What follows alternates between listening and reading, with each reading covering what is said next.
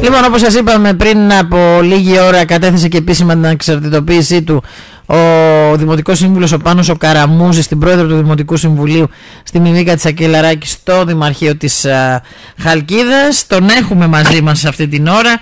Κύριε Καραμούζη, καλή σας ημέρα. Κύριε Καραμούζη, μας ακούτε? Ναι. Καλημέρα κύριε Αντίνη. Λοιπόν, ανεξάρτητος Δημοτικός Σύμβουλος λίγων λεπτών, ούτε ενός τετάρτου ζήτημα να είναι.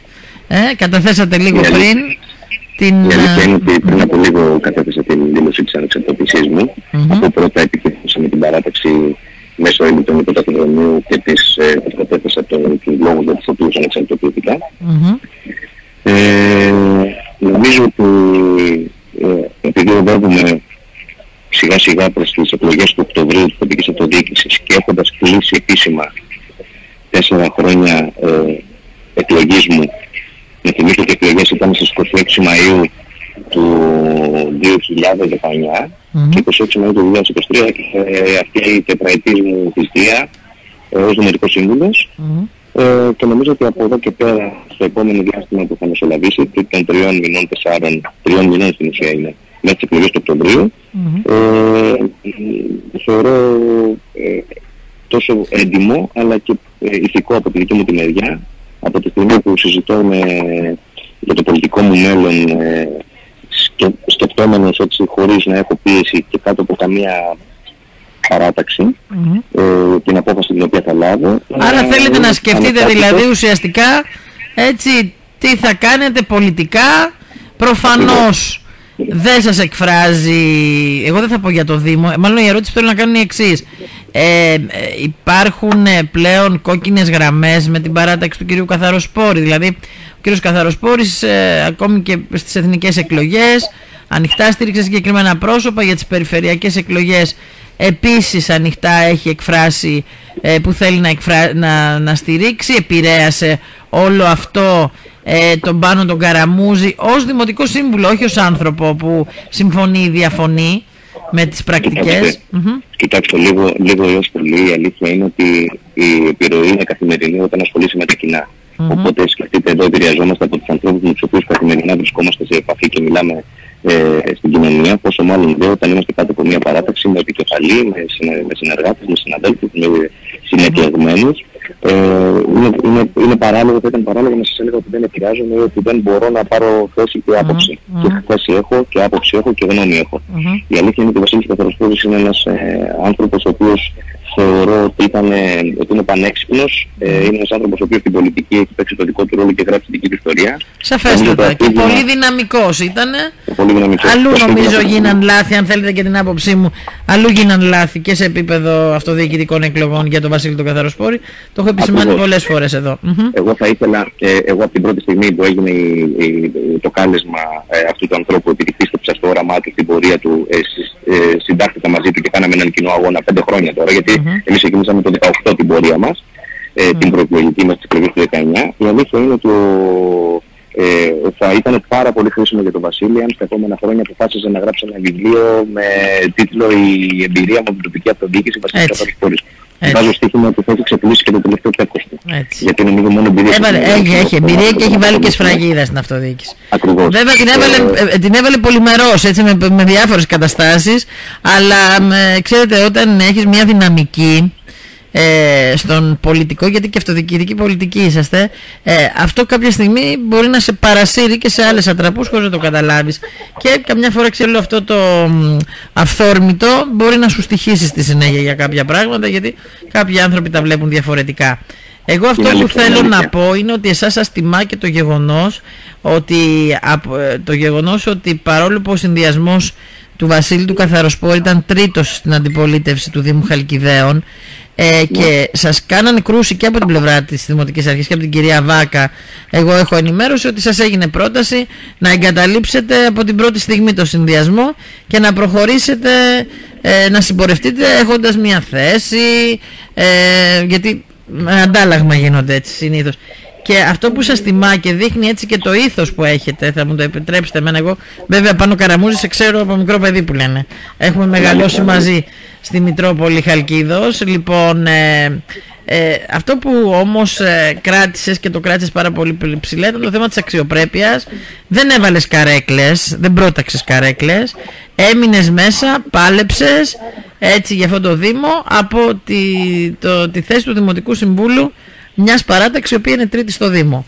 Και θέλω να πω ότι είχες και ουσιαστική παρουσία μέσα στα Δημοτικά Συμβούλια με τις παρεμβάσεις που έκανες, έτσι. Έχετε απόλυτο δίκιο. Βέβαια, εντάξει, δεν μου επιτρέπει ο εαυτός μου και η προσωπικότητά μου να πω ότι το έκανα επειδή εντάξει, είμαι άνθρωπος ο οποίος μου αρέσει το ηθικό κομμάτι ή τέλος πάντων δεν είναι του χαρακτήρος μου αυτό. Η αλήθεια είναι ότι από την πρώτη μέρα που εκλέχθηκα τοποθετήθηκα σε 4 επιτροπές. Στην Οικονομική Επιτροπή, η οποία συνεδρίαζε κάθε εβδομάδα, στην Επιτροπή Τουρισμού, στον ΔΟΑΠΕ και στην Πρωτοβάθμια Επιτροπή, Σχολική Επιτροπή.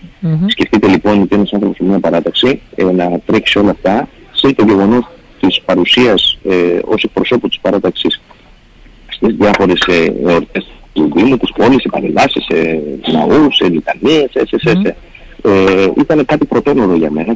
Και είναι ότι από τη στιγμή που εκλέχθηκα είπα ότι θα το κάνω όσο πιο καλά γίνεται, όχι για την παράταξη. Και σε έχει κερδίσει, αυτό φαίνεται. Για τους ανθρώπους που με εμπιστεύτηκαν και με ψήφισαν και με έφεραν σε αυτό το σημείο, σε αυτό το πόστο. Δεν εκλέχθηκα μόνοι μου, ξέρετε. Ούτε η θέση δική μου ότι οι άνθρωποι αυτοί με εξέλεξαν και με έβαλαν σε αυτό το πόστο και σε αυτούς μου απολογούν και για αυτούς θέλω να συνεχίσω. Μπορώ να παλέψω για το μέλλον τους και για το συμφέρον των δημοτών. Τα προσωπικά συμφέροντα ή οποιοδήποτε βλέψεις. Εσείς δεν τα βάλατε πάντως. Σε πρώτη φάση δεν τα βάλατε πάνω τα προσωπικά σας συμφέροντα. Αυτό είχαν να το λένε όλοι, έτσι, ότι έγιναν κρούσεις στον Πάνο τον Καραμούζη, γιατί κακά τα ψέματα αποτέλεσες ίσως το πιο δυνατό χαρτί για τον Βασίλη τον Καθαροσπόρη και νομίζω ότι είναι πλήγμα και μεγάλο πλήγμα, έτσι, το γεγονός ότι αποχωρεί στην παρούσα φάση. Θέλω να σε ρωτήσω αν το είχε συζητήσει μαζί του, δηλαδή εάν του είχες πει ότι εγώ δεν θα συμπορευτώ μαζί σου στις επόμενες εκλογές. Το τελευταίο διάστημα η αλήθεια είναι ότι παρέμενα στον Βασίλη θέλοντας να δω κάποιες τιμήσεις στις οποίες η παράταξη και ο ίδιος ως επικεφαλής που έδινε και το πολιτικό στίγμα θα έκανε.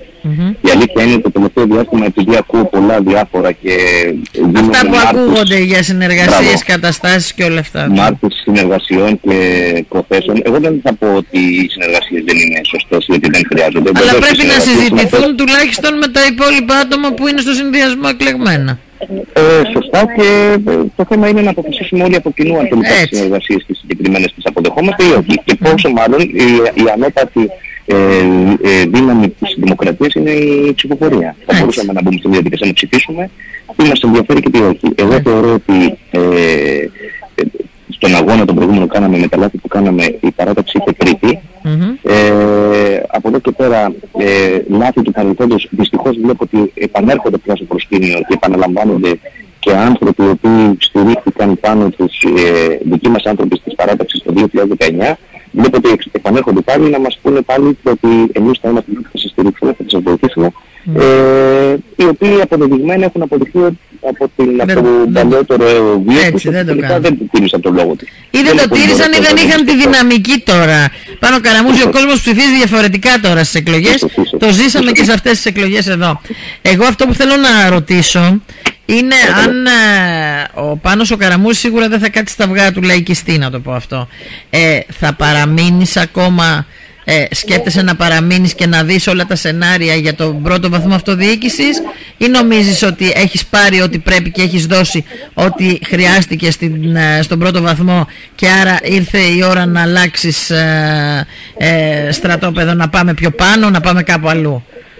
Πιο πάνω, κοιτάξτε, ξαναείπα πάλι. Είσαι σεμνός και ταπεινός εσύ τώρα και δεν θα πεις. Ο κόσμος είναι αυτός ο οποίος αποφασίζει για το που θα ήθελε να με δει. Η αλήθεια είναι ότι συζητάω καθημερινά με τους δημότες και τους πολίτες γιατί βρίσκομαι σε καθημερινή επαφή με την κοινωνία. Άλλωστε είμαι όλη μέρα... Θεωρείς, να το θέσω αλλιώς, θεωρείς ότι έχεις πολλά να δώσεις ακόμα στο Δήμο Χαλκιδαίων? Έχω πολλά να δώσω, ναι. Άρα λοιπόν δεν θα κλειδώσεις, θα το σκεφτείς εσύ, ναι, τι θα κάνεις. Θέλω να μου δοθεί η δυνατότητα να αποδείξω και μπράκτος ότι από θέση πια ευθύνης, ότι ο Δήμος Χαλκίδα είναι ένας Δήμος ο οποίος χρειάζεται βοήθεια ενεργών πολιτών και ανθρώπων. Αν ξέρετε το πιο σημαντικό από όλα είναι να είσαι ενεργός πολίτης. Οτιδήποτε άλλο νομίζω ότι είναι μόνο σκέψη και ένα αφήγημα. αφήγημα. Η πραγματικότητα είναι ότι αν αρχίσεις και αυτά που έχεις στο μυαλό σου τα κάνεις πράξη, τότε αποδεικνύεις αν μπορείς ή όχι να ανταπεξέλθεις στις προκλήσεις τις οποίες έχεις μπροστά σου. Λοιπόν, εγώ θα τα ξαναπούμε πολλές φορές μέσα από τούτη εδώ τη συχνότητα.